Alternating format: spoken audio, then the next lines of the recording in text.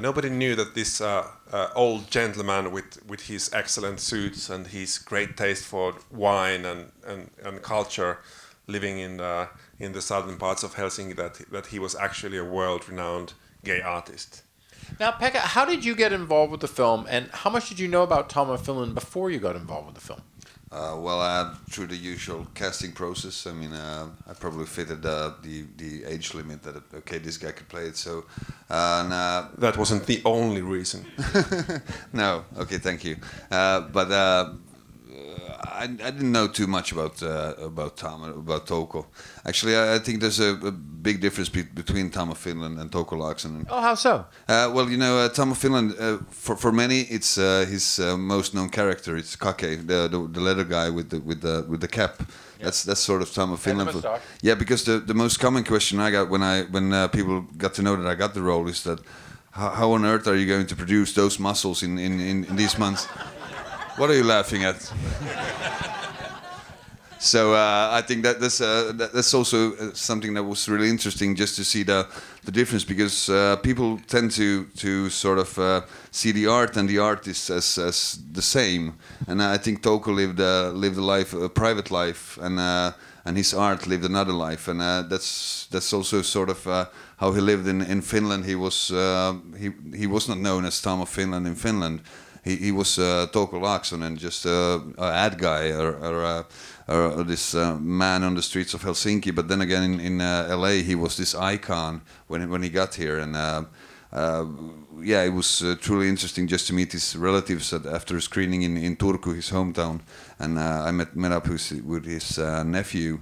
And just realized that he didn't know. He just knew half of his uncle. I mean, he knew half of his life, and it was a really emotional meeting we had. We look upon post-war Europe as being a very liberal and progressive society, and you reveal a side of Finland that many people aren't familiar with: a very repressive and very conservative society. So, what has been the reaction in Finland to people looking back on these years that might just seem 20 years ago, but might seem almost 200 years ago in some ways? Well, many people have been shocked, especially younger people. They have been asking, so you must be exaggerating about the oppression. And when I tell them that actually it's the opposite, it was much worse, that this film is only depicting some events in the life of Touko Laaksonen. People's memory is so short. People think that Berlin must have always been so liberal. It wasn't. What happened to him in Berlin is all true. Mm-hmm. What happened to him in Finland is all true and much worse.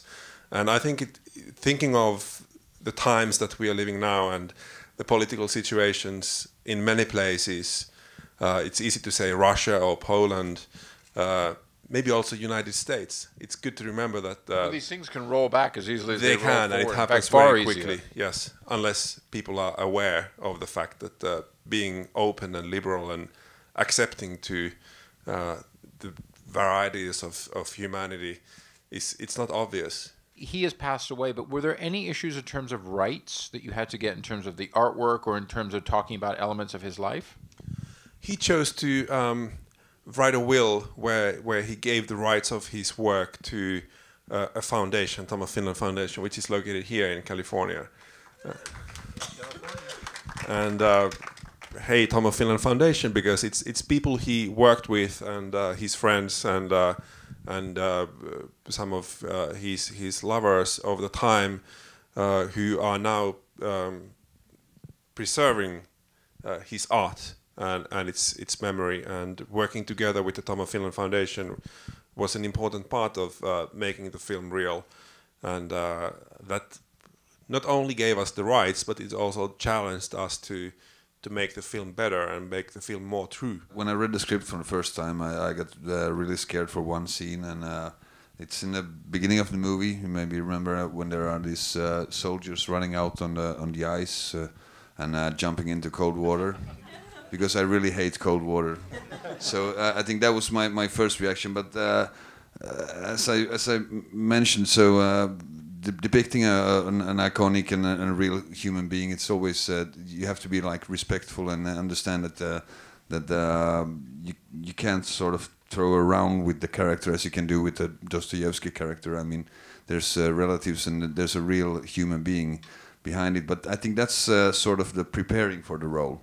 But once you start shooting, you have to forget it. You have to do your research, but then you have to trust your intuition. And I think that's one of the great things with director Dome Karukoski, is that he does his homework really well.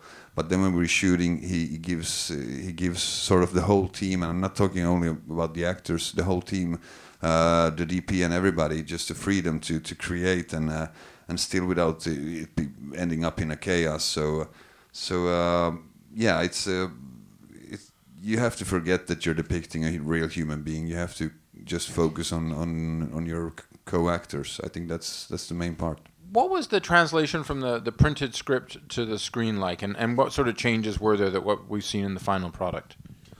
There's always many changes, and when I work as a writer and a producer on a film, especially with a director as great as Dome Karukoski is, I always tell him that if a scene turns out not good, it's no excuse that I wrote it that way. It's always your fault. Even a good script is only material for the director and the cast to make their own story. So there were a lot of changes. I think that in the way we work in Europe, they have more freedom than maybe here in America, from what I hear from people who have worked here. And I think it's the right way. It was difficult for me when I was a young writer to see that some of my writing changes so much. Now I appreciate it, and I've also learned that the more there's changes, it means that the scene is good. If a scene is good, it inspires the people working on the scene to make it even better. If the scene is no good, then it will be exactly as written. This is our interpretation of Tom's life, and you have to remember it as just as you said. We took away 99%. That it's possible to change the world into a better place with just drawings. That somebody's a very lonely person who has fantasies and who's able to sort of deliver those fantasies on paper can change the entire world. How we think, how we feel, how we act.